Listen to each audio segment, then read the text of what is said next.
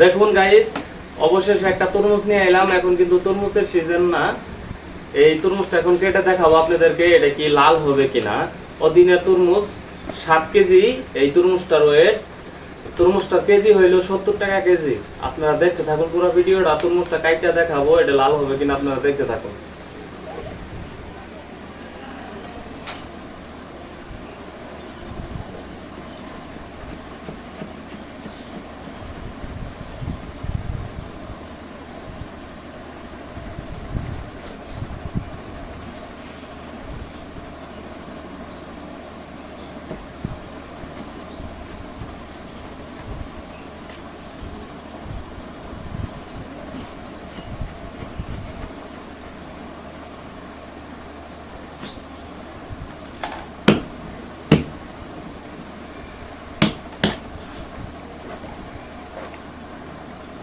দেখুন গাইস, অসময়ের তরমুজ, এরপরও আলহামদুলিল্লাহ ভালোই লাল হয়েছে।